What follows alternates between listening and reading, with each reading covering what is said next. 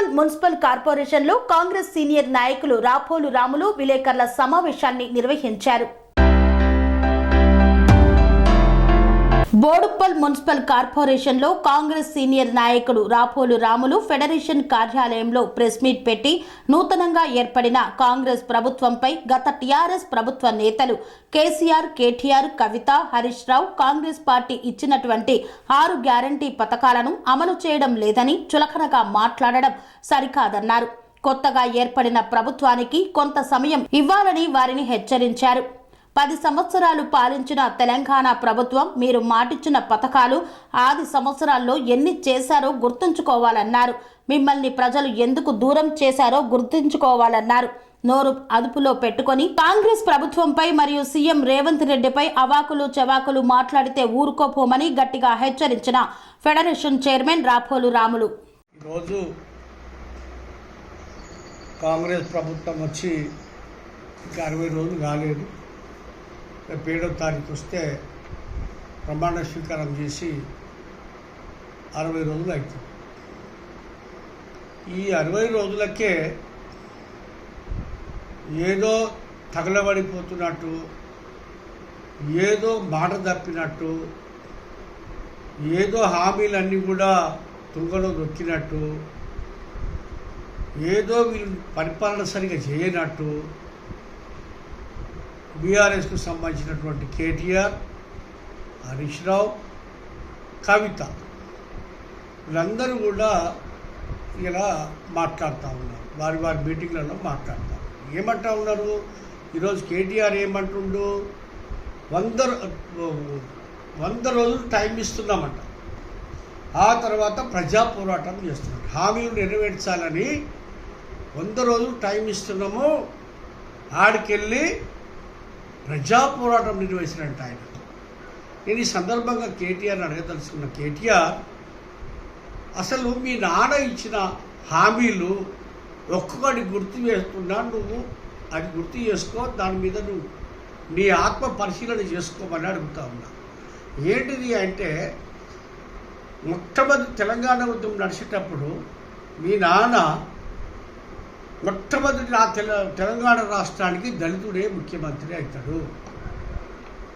నేను అన్నగానే మాట తప్పను, మాట తప్పితే తలకాయని అనుకుంటా కానీ మాట తప్పను అన్నాడు. కాపల కుక్కలాగుంటున్నాడు తెలంగాణ రాష్ట్రానికి. ఉన్నాడా? తిరిగి నువ్వు సమాధానం చెప్పి, స్ట్రేట్గా నిన్ను అడుగుతున్నావు, నాకు సమాధానం చెప్పు. రెండోది, ఇంటికి ఒక ఉద్యోగం ఇస్తాను అన్నడా లేదా? దానికి దీనికి సమాధానం చెప్పు. 3 ఎకరాల భూమి ఇస్తా, ప్రతి పేదవాడికి 2 ఎకరాలకు 1 ఎకరం కొనిస్తున్నాడు. 2.5 ఎకరాలు ఉంటే 1 ఎకరం కొనిస్తున్నాడు. 1 ఎకరం ఉంటే 1 ఎకరం భూమి ఉంటే 2 ఎకరాలు 2.5 ఎకరాలు కొనిస్తున్నాడు. దీనికి నీ సమాధానం నువ్వు చెప్పు, జవాబు చెప్పు. ముందు నువ్వు కాంగ్రెస్ ప్రభుత్వం రేవంత్ రెడ్డి అడిగే బదులు నువ్వు దీనికి సమాధానం చెప్పేమో.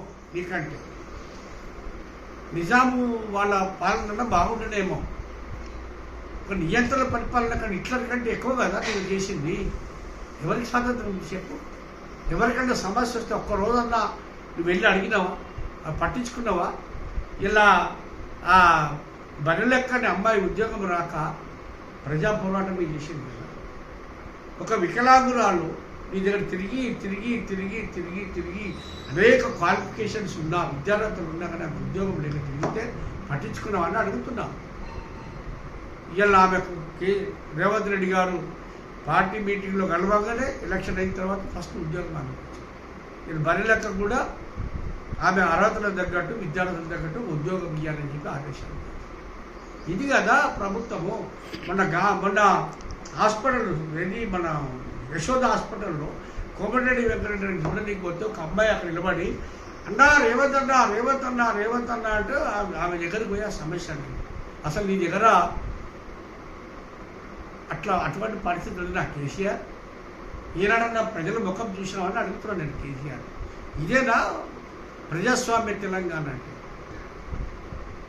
ఇంత బాగా పబ్లిక్లో పనిచేసే ముఖ్యమంత్రిని పట్టుకొని ఇష్టానుసారంగా మాట్లాడితే ప్రజలు ఎవరు సహించరు.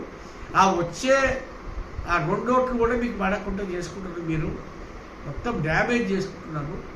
ఇలా అనేక మంది మీ బీఆర్ఎస్ ఎమ్మెల్యేని ఇలా రాజీనామా చేశారు. రాజయ్య మాజీ ఎమ్మెల్యే డిప్యూటీ సీఎం ఉండే ఇలా ఆయన రిజైన్ చేశాడు. ఎందుకు చేశాడు? స్వతంత్రం లేదు.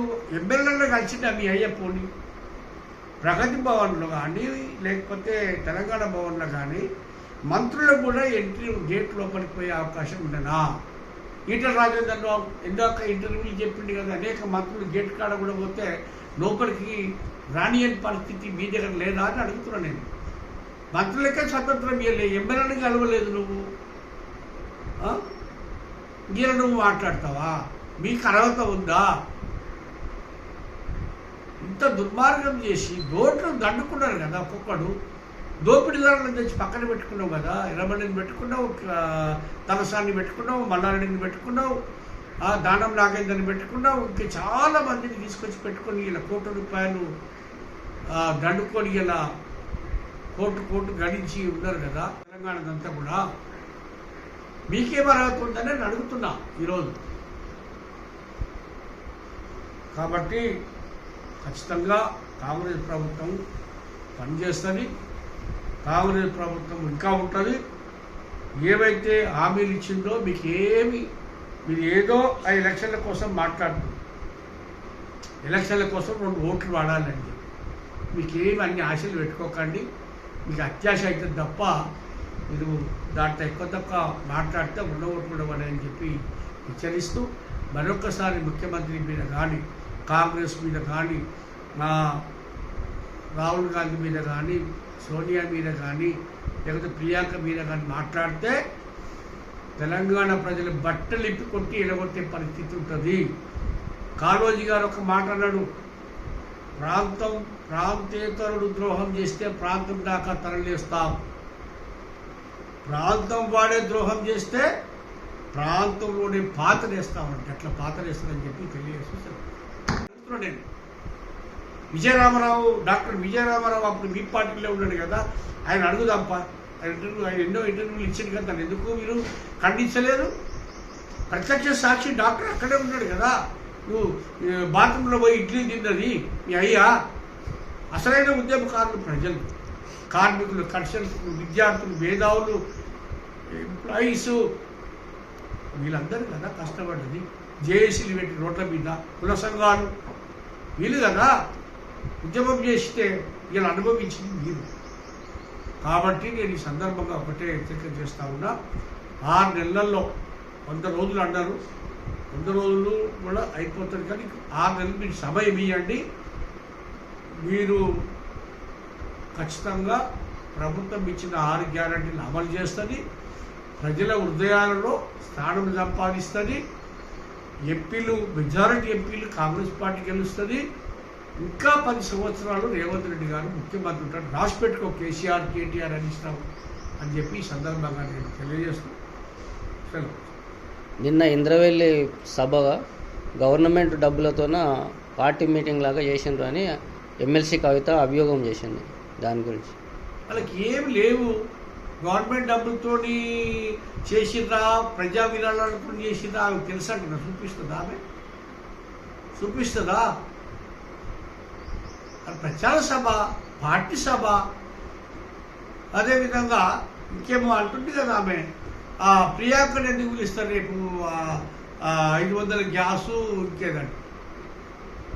పార్టీ సుప్రీం అండి. పార్టీ మేనిఫెస్టో ఇచ్చింది, పార్టీ మేనిఫెస్టోలో ప్రకటించారు, తీసుకొస్తాం. అది తప్ప ఉచిత బస్ సౌకర్యం పెడితే ఆటోలకు అన్యాయం జరుగుతూ ఉంది. 15 మంది ఆత్మాహుతి చేసుకున్నారు ఇదివరకు. మరి వాళ్ళకు ఏం చేస్తలేరు గవర్నమెంట్. ఆర్టీసీ వాళ్ళకు కూడా మరి అప్పుడు 30 మంది ఆత్మహత్య చేసుకున్నారు కదా, వాళ్ళకి ఆ గవర్నమెంట్ ఏం చేసిందని వీళ్ళు చేయాలని ప్రజలు అనుకుంటున్నారు. మీ అభిప్రాయం? అసలు ఆర్టీసీ చచ్చిపోతే వీళ్ళు పరామర్శించారు కనీసం. ఆర్టీసీ కార్మికులు 42 రోజుల్లో ఏమో ఉద్యమం చేసి వాళ్ళు జీతాలు కోల్పోయి హార్ట్ అటాక్ నుంచి చనిపోతే ఎందుకు పట్టించుకోలేదు? సరే, ఆటో డ్రైవర్లు కూడా న్యాయం చేయవలసిందే. ఎందుకంటే నిజంగా ఆటోలో పోయేటోళ్ళు, బస్సులో పోయేటోళ్ళ సెక్షన్స్ డిఫరెంట్ ఉంటాయి. వాడు ఆటో పెట్టినా కానీ ఆటో పెట్టి పైసలు పెట్టి ఎక్కలేని వల్లే వీళ్ళు బస్సు ఎక్కుతారు. సరే, ఈ ఫ్రీ బస్ అనే ఉద్దేశంతో కొంతమంది వీళ్ళు కూడా వెళ్తుండొచ్చు, దాన్ని మనం ఒప్పుకుందాం. కానీ ఖచ్చితంగా వాళ్ళకు కూడా ఇప్పుడు కొంత ట్యాక్స్ మాఫ్ చేయడమో, లేకపోతే వాళ్ళకు ఏదన్నా సంవత్సరానికి ఇంత ఏదన్నా వాళ్ళకి ఇవ్వడమో అంటే ప్రభుత్వం ఆలోచన చేస్తూ ఉంది. రాష్ట్ర రవాణా శాఖ మంత్రి ఇప్పటికే 4 సార్లు వాళ్ళ యూనియన్తో చర్చలు జరుగుతూ ఉన్నారు. జరుగుతాయి. అసలు నీ ప్రభుత్వంలో స్వేచ్ఛ ఉందా? ధర్నాలు చేసేది, గొడవలు పడేది, నిరసన తెలియజేసే హక్కు ఇచ్చినవా అని అడుగుతున్నా నేను. ఒక నియంతలాగా కదా నువ్వు మొత్తము ప్రజలు తీర్మానం వల్ల ఎన్ని కేసులు పెట్టావు? ఏం చేసిండు ఆయన? మర్డర్ చేసిండు. రఘు జర్నలిస్టు తొలి వెలుగు దాంట్లో రఘులు రోడ్డు మీద షాపింగ్కి వస్తే తీసుకుపోయి అరేంజ్ చేసిన మరి ఏం చేసిండు ఆయన? కిడ్నాప్ చేసి ఎక్కిపోతున్నా రోడ్డు మీద. ఇంత దుర్మార్గమా? అసలు మాట్లాడే స్వతంత్రం ఉండేనా తెలంగాణ? నీ బంగారు తెలంగాణలో కేటీఆర్ ఆర్టీసీ యూనియన్లు ధర్నాలు చేస్తే పట్టించుకున్నావా? వాళ్ళ యూనియన్లే రద్దు చేసి వాళ్ళని రోడ్ల మీద పడేసి సమస్య వస్తే అడిగే దిక్కు లేకుండా అయిపోయింది. అశ్వత్థామరెడ్డి యూనియన్ ప్రెసిడెంట్ ఉంటే ఆయన మొత్తం టార్గెట్ చేసి ఆయన ఉద్యోగం కూడబెట్టేటట్టు చేసినాం. కేసీఆర్ కాదా? కేటీఆర్ కాదా? వాళ్ళు నష్టం చేసిందే మీరు కదా. మళ్ళా యూనియన్లు అన్ని రద్దు చేయాల్సి యూనియన్ అనేది ఎంప్లాయీస్ ప్రాథమిక హక్కు అంట. ఫండమెంటల్ రైట్స్లో ఫండమెంటల్ రాజ్యాంగ పీఠికలోనే ఉంది. నిరసన తెలియజేసే హక్కు భారత రాజ్యాంగం కల్పించింది. ఇలా ధర్నా చేయడానికి ఎప్పటి నుంచో జనతా చౌక్ అనేది ఒకటి ఉన్నది. ఇందిరా పార్క్ దగ్గర పెట్టింది. ఫస్ట్ సెక్రటరియట్ దగ్గర ఉండే, ఆ తర్వాత ప్రజా అవసరాల నిమిత్తం నిరసన తెలియజేయడానికి ఇక్కడ ఇచ్చారు. దాన్ని అక్కడ ధర్నా చేయనిచ్చినామని అడుగుతున్నాను నేను. ఇదేనా తెలంగాణ స్వతంత్రం? తెలంగాణ గళం వినిపించాలంట. గళం మరి ఇవన్నీ తెలంగాణ గళం కాకపోతే మరి ఆంధ్ర గళమా, లేకపోతే తమిళనాడు గళమా, లేకపోతే కేరళ గళమా? ఏం గళం? ఏదో 4 ఎంపీలో 2 ఎంపీలో గెలిపించుకోవాలి. ఏం చేస్తావాడు? పోయి మోడీకి గిరి పెట్టుకోవాలి. మోడీ దగ్గర బ్యాలెన్స్ చేసుకొని వాళ్ళకు పెట్టుకొని నువ్వు డబ్బులు దండుకొని వాళ్ళతో లోపాయక ఒప్పందాలు పెట్టుకొని చెయ్యాలనేది నీ యొక్క కుట్ర కుతంత్రం. కాబట్టి తెలంగాణ లేకపోతే ఇంకేదో దొంగలను చేర్చుకున్నావు కదా పార్టీల మొత్తము. మల్లారెడ్డి ఎవరు? తెలంగాణకి ఏం సంబంధం మల్లారెడ్డికి? తలసాని శ్రీనివాస్ యాదవ్ తెలంగాణ ఉద్యమంతో ఏం సంబంధం? అసలు కేటీఆర్కి ఏం సంబంధం? కేటీఆర్ ఎప్పుడు వచ్చిండు? 2010 వరకు అమెరికన్లో ఉన్నాడు కదా. కవిత అమెరికన్లో ఉంది కదా. తెలంగాణ ఉద్యమానికి ఏం సంబంధం? వాళ్ళు తెలంగాణ ఉద్యమం చేసినది వీళ్ళు కాదు కదా. హరీష్ రావు ఆ ఉద్యమంలో ఉన్నాడు, ఓకే. మరి అందరూ శ్రీకాంత్ సార్కి అగ్గిపెట్టు దొరికింది డీజిల్ పెట్రోల్ పోసుకున్నాక. ఇంకొక యాదిరెడ్డికి దొరికింది, లేకపోతే పోలీస్కి ఇస్తే పిస్టల్ దొరికింది. వాళ్ళు చనిపోయారు. మరి హరీష్ రావు మరి ఎందుకు అగ్గిపెట్టేతో కాల్చుకొని పెట్రోల్ పోసుకొని చనిపోలేదు? అసలు మీ కుటుంబంలో, కల్వకుంట్ల కుటుంబంలో ఒక్కడైనా తెలంగాణ ఉద్యమకారులు ఉండి ఉద్యమం కోసం పనిచేసి ప్రాణత్యాగం చేసిన ఒక్కడి రికార్డు తీయాలంటే నేను అనేది. చేసింది పేద వర్గాలు, ఉద్యోగస్తులు, యువకులు, తర్వాత మేధావులు.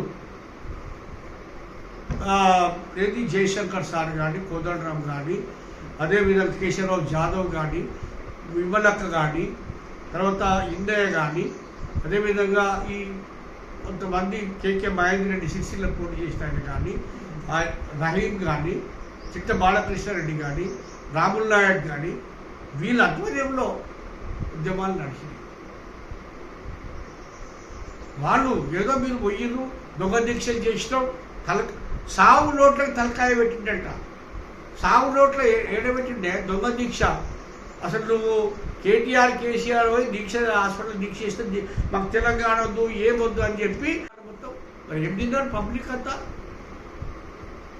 ఆ రోజున్న ప్రకారం వాళ్ళకు ఇచ్చిర్రు, వాళ్ళకు అందుబాటులో ఉన్న ప్రకారం, ఆ రోజున్న రాష్ట్ర బడ్జెట్ ప్రకారం ఇచ్చారు. 200 పెట్టి 2000 ఇస్తున్నామని బతుకుంటారు చెప్తున్నారు మీరు. ఆ రోజు ఆ బడ్జెట్ ఆ సమయానికి అది సరిపోయింది. ఇలా రెవెన్యూ పెరిగింది, భూముల ధరలు పెరిగినాయి, రెవెన్యూ ఆదాయం పెరుగుతుంది. 2000 నుంచి 200 నుంచి 2000 అయింది. మరి మీ అయ్యా తెలుగుదేశం ప్రభుత్వంలో 75 రూపాయలు ఇచ్చినప్పుడు రవాణా శాఖ మంత్రి ఉన్నాడు, డిప్యూటీ స్పీకర్ ఉన్నాడు. ఎందుకు దాన్ని నువ్వు ప్రభుత్వాన్ని సలహా ఇవ్వలేదు?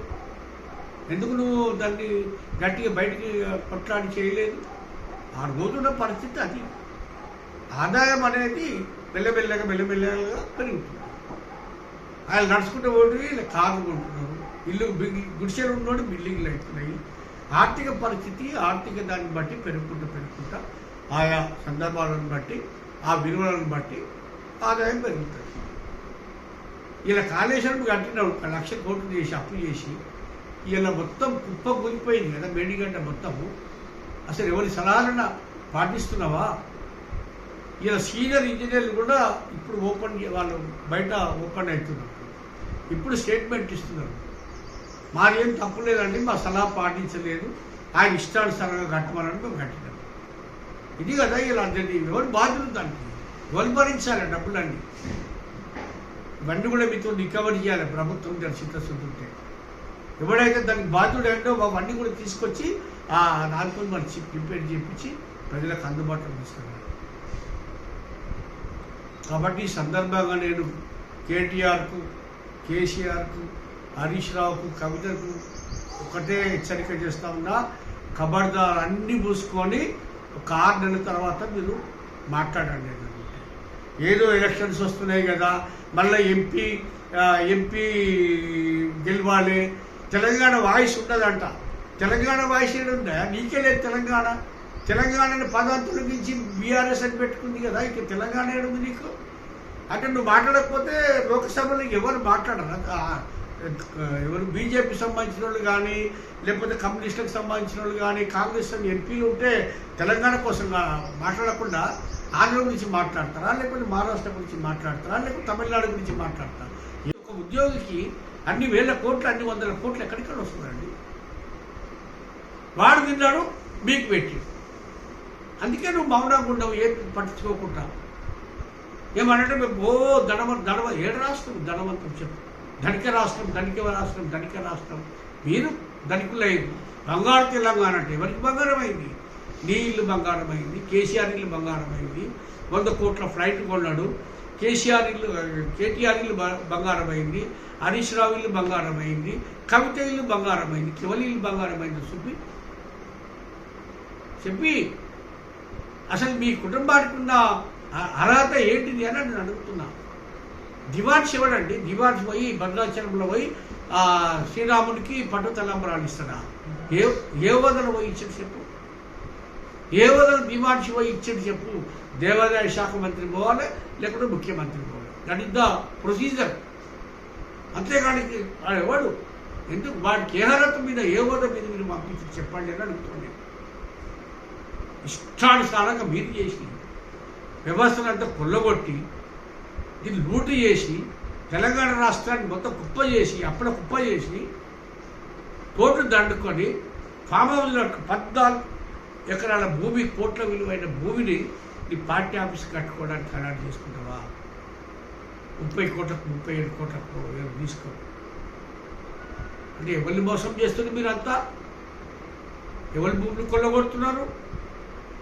ఎవరి నుంచి డబ్బు దోస్తున్నారు? ఇదే కదా మీ పరిపాలన బాగుందా? లేదు కేసీఆర్ అయ్యే జాగీరా మొత్తం పుట్టి నుంచి ఇక సత్యదాకా ముఖ్యమంత్రి ఉంటాడు. గత ప్రభుత్వం ఏం చేయలేదంటే, గత ప్రభుత్వంలో మీ అయ్యా లేడా? భాగస్వామ్యం లేదా? రవాణా శాఖ మంత్రి ఉండే కదా, మరి అప్పుడు ఎందుకు పరిపాలన తప్పు చేస్తే ఎందుకు పట్టించుకోలేదు? డిప్యూటీ స్పీకర్ ఉంటేవి కదా, ఎందుకు నువ్వు ఆ రోజు అడగలేదు? ప్రభుత్వంలో నువ్వు ఉండవు. నాగడి ఏం పరిపాలన చేయలేదంట, ఏం కాంగ్రెస్ చేయలేదంట. నాగడి సాగర్ ఎవడు కట్టిండు? శ్రీశైలం ప్రాజెక్ట్ ఎవడు కట్టిండు? శ్రీరామ్ సాగర్ ఎవరు కట్టిండు? ఇవన్నీ ఎవరు కట్టిండ్రు? కరెంటుకు నీళ్ళు పంటలు పండియలేదు అసలు. కవిత ఇప్పుడే కాలేదు విగ్రహం పెట్టాలట. ఏదో కొత్త ఏం లేనోడికి లేనోడు మగలోడు తల కొరికిండట, పిల్లి తల కొరికిండట, పని లేనోడు. అవి గట్ల ఉన్నాయి మీ ప్రశ్నలు, చిల్లగా ఉన్నాయి. అసలు మీకు ఏమన్నా బుద్ధి జ్ఞానం ఉంటే అట్లా మాట్లాడొద్దని చెప్పి నేను చెప్తా ఉన్నా. లిక్కర్ స్కామ్లో 1000 కోట్లు సంపాదించింది నువ్వు కాదా? సంవత్సరానికి 10,000 కోట్లు తీసుకొని పోయి నువ్వు బతుకమ్మలాడి దేశాలు తిరిగి టూర్ చేసి వచ్చింది నిజం కాదా అని అడుగుతున్న కవిత. అది ఇష్టం వచ్చినట్టు మాట్లాడకము, ఇష్టం వచ్చినట్టు ప్రభుత్వం పడిపోతుందంటే ఎట్లా పడిపోతుంది? నీకు 2014 సీట్లు మీ టీఆర్ఎస్కి ఎన్ని వచ్చినాయి సీట్లు? 60-61 వచ్చింది కదా. దాంతో నువ్వు 5 ఏళ్ళు చేయలేదా? నేను ఎవడు పడేసిండు ఎట్లా పడేస్తావు? పడే మన రేవంత్ రెడ్డి గారు ముఖ్యమంత్రి అన్నట్టు పండబెట్టి తొక్కుతారు ప్రజలు, పండబెట్టి తొక్కుతారు. ప్రభుత్వం అదిలి చూద్దాం. 64 సీట్లు వచ్చినాయి సొంతగా, ఇంకొక సీటు మిత్రపక్షంది సిపిఐది ఉన్నది. ఎట్లా పడగొడతారు? మళ్ళీ కేసీఆర్ కూడా అన్నట్టు నేనైతే వినలేక ప్రజలు అంటూ ఉన్నారు ఈ ప్రభుత్వం ఉంటుందా అంటే, ఎందుకు ఉండదు అని అడుగుతున్నారు కేసీఆర్ను. నీకేమైనా బుద్ధి జ్ఞానం ఉందా? ప్రజాస్వామ్యంలో అత్యధిక సీట్లు వచ్చిన వాళ్ళు, అత్యధిక ఓట్ పర్సెంటేజ్ వచ్చిన వాళ్ళు, అత్యధిక సీట్లు గెలిచిన వాళ్ళు ప్రభుత్వాన్ని ఏర్పాటు చేస్తారని గవర్నర్ ఇన్వైట్ చేస్తారు. అట్లా ఇన్వైట్ చేసినారు, సక్సెస్ఫుల్గా గవర్నమెంట్ నడుస్తుంది. ప్రజలకు ఊపిరి పీల్చుకున్నారు. తెలంగాణ గడిలను బద్దలు కొట్టిండ్రు, సెక్రటరియట్ అందుబాటులో తీసుకొచ్చిండ్రు. ప్రగతి భవన్ ప్రజా పరిపాలన భవన్ అయింది. ప్రజాపాలన పేరు మీద పేదరికంలో ఉన్న ప్రజలను పైకి తీసుకురావాలని చెప్పి వాళ్ళ సర్వే చేసిండ్రు. సర్వేలు నడుస్తూనే ఉన్నాయి కదా. ఇప్పుడే తొందరపడి మేము ఇట్లా చేస్తాం అట్లా చేస్తాం. ధరణిని ఏం చేసిండ్రు మీరంతా? ధరణిని ఏం చేసిండ్రు? 100 ఎకరాల భూములన్నీ కూడా పక్కకు పడేసి ధరణి లేకుండా చేసి దాన్ని అమ్ముకుందామని చూసింది మీరు. ధరణి పేరు మీద అసలు కొన్ని 100 ఏళ్ళ నుంచి 60-70 ఏళ్ళ నుంచి 70-80 ఏళ్ళ నుంచి కౌలు చేస్తున్న రైతులను, అదేవిధంగా వ్యవసాయం చేసుకుంటున్న భూములను వాళ్ళ పేరు కట్ చేసి, అదేవిధంగా వాళ్ళ కబ్జా కాలం తీసేసి, వాళ్ళ కౌలు తొలగించేసి భూస్వాముల పరం చేసింది మీరు కాదా? రైతు బంధు నేను ఇస్తున్నా, ఇవ్వాలి, రైతు బంధు ఇవ్వాలి అంటే ఎవరికి ఇవ్వాలి? రైతు బంధు 100 ఎకరాల భూమికి ఇవ్వాలన్నా, ఫామ్ హౌస్లకు ఇవ్వాలన్నా, ఫంక్షన్ హాల్లకు ఇవ్వాలన్నా, పోడు భూములకి ఏది మన రాళ్ళు రప్పలకు ఉన్న భూమి 100 ఎకరాల ఇవ్వాలన్నా, రోడ్లకి ఇవ్వాలన్నా, శ్రీశైలం హైవే కూడా రైతు బంధు ఇస్తున్నట్టు కరెక్టేనా? చెప్పు నేను సభాముఖంగా డైరెక్ట్ మిమ్మల్ని అడుగుతున్నా. రోడ్లకు ఇవ్వచ్చునా? అసలైన వ్యవసాయదారుని గుర్తించి ఇవ్వాలి, అది కూడా 10 ఎకరాల వరకు ఇవ్వాలి. అమెరికా రోడ్లకు ఇక్కడ భూములు ఉంటే వాళ్ళకి రైతు బంధు ఇస్తావా? బంజారాయిస్లో ఉన్నటువంటి జూబ్లీహిల్స్లో ఉన్న విలాసవంతమైన జీవితం గడిపేటువంటి బెంజ్ కార్లు ఉన్నటువంటి కోట్ల రూపాయల కార్లలో జరిగేటలో కూడా నువ్వు రైతు బంధు ఇస్తావా? ఎవరు సొమ్ము అనుకుంటున్నావు? కేటీఆర్ అయ్యే జాగిరా, తాత జాగిరా, లేకపోతే మీ అయ్యే జాగిరా, మీ తాత జాగిరా? ఈ పైసలు తెలంగాణ ప్రజలు కష్టపడి పన్నులు కట్టి ఇయ్యనారు. ప్రభుత్వాన్ని పంపిస్తే, ఓటేసి పంపిస్తే మీరు చేసేది గిద్దా పరిపాలన. రైతు బంధు పడలేదు, రైతు బంధు అడలేదు. ఈ అవకతవకలు అన్నీ సరి చేసిన తర్వాత ఖచ్చితంగా ముఖ్యమంత్రి గారు చెప్పిన ఫిబ్రవరి నెలాఖరు వరకల్లా అందరికీ ఇస్తాము. ఎవరికి ఇవ్వాలి, ఎవరు చేయొద్దు. మీ లెక్క దోషి పెడితే ఏ రాష్ట్ర బడ్జెట్ ఆగదు. మీరు దోషిపెట్టిర్రు, మీరు తిన్నారు. మల్లారెడ్డికి అవసరం 600 ఎకరాల భూమికి రైతు బంధు అవసరమా? ఇలా 1000 కోట్లు నిత్యము మెడికల్ కాలేజీలు, ఇంజనీరింగ్ కాలేజీలు, ఫార్మసీ కాలేజీలు ఉన్న వ్యక్తులు నువ్వు రైతు బంధు ఇస్తావా? కరెక్టేనా? అసలు ఆత్మ పరిశీలన చేసుకో. అద్దం కూడా కూర్చొని మీరు ముఖాలు చూసుకొని ఆలోచన చేసుకోండి.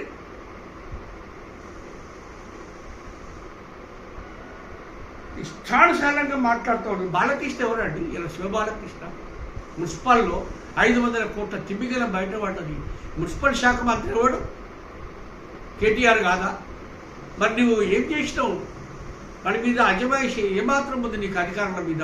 ఎవడేం చేస్తుందో తిరుగుకుంటూ నువ్వు అసలు మున్సిపల్ శాఖకు పనికొస్తావా అని అడుగుతున్నాను నేను. ఇలా తవ్వుతా ఉంటే అసలు విస్తుపోయేటువంటి నిజాలు బయటకు వస్తూ ఉన్నాయి. మాట్లాడుతున్నావు చూడు, అది 100% ప్రజలందరూ కూడా అర్థం చేసుకుంటా ఉన్నారు. ఇంకొకటి ఏంటి, మీ చెల్లి దానికోసం పోరాటం చేస్తాడు బీసీ సంఘటనతో. ఇందులో ఎక్కడున్నావమ్మా నువ్వు? మీ అయ్యని ఎందుకు అడగలేదు నువ్వు అని అడుగుతున్నాను నేను. దానికి సమాధానం చెప్పు.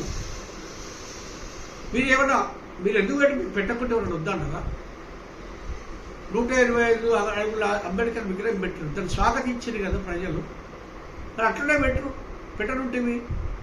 వచ్చి 60 రోజులు కాలేదు ప్రభుత్వము, ఇంకా 6 నెలలు టైం ఇవ్వాలి నువ్వు చేసే ముందు. వచ్చేవరకు మొత్తం నాకిపోయింది, మీరు ఖజానంతా ఖాళీ చేసిర్రు, మొత్తం ఎక్కడికక్కడ ఖాళీ గుండెలు పెట్టిర్రు, అప్పులు తీసుకొచ్చి కుప్ప చేసిపోయిర్రు, ప్రజాస్వామ్యాన్ని కుప్ప చేసిర్రు, మీరు స్వతంత్రం లేకుండా చేసిర్రు. నువ్వేమో లిక్కరు స్కామ్లో ఇరుక్కొని కోట్ల రూపాయలు దాటుకోవడానికి నువ్వు చేసినావు. మీరు ఫామ్ హౌస్లు కట్టుకున్నారు. నువ్వు ఖలీఫా బుర్జులేమో దుబాయ్లో ఖలీఫా బుర్జులో 5,000 కోట్లతోటి నువ్వు ఆడ విగ్రహ భవనం కట్టుకున్నావు. మీ అన్ననేమో కొక్కపేటలో ఫామ్ హౌస్లు కట్టుకున్నారు. మీ అయ్యనేమో ఎర్రవెల్లిలో ఫామ్ హౌస్ కట్టుకున్నాడు. 100 ఎకరాల భూములు. మీ అన్న కొడుకు దివాన్స్ పెట్టి యాదగుట్ట దగ్గర 500 ఎకరాల ఫామ్ హౌస్ భూములు. ఎక్కడివి ఇవన్నీ కూడా? ఇవి దోపిడీ సొమ్ము కాకపోతే ఎక్కడిది? అసలు మీ చరిత్ర ఏంది?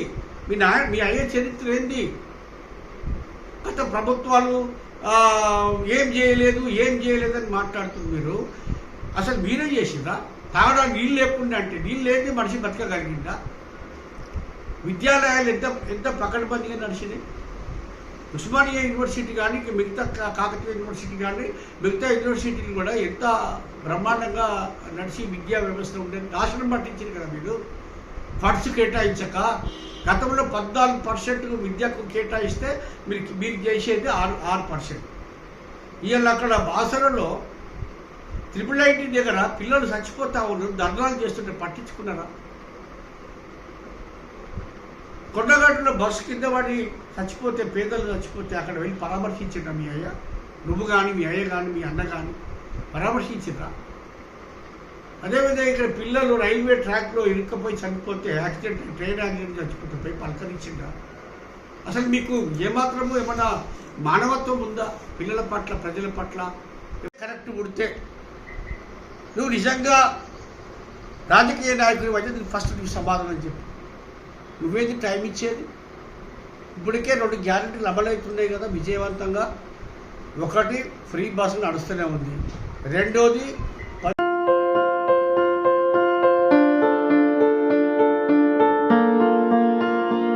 సంస్కృతి, సంప్రదాయం, ప్రేమ, ఆప్యాయత, రాజసం ఉట్టిపడే వేడుకలకు అనువైన ప్రదేశం MLN కన్వెన్షన్ హాల్.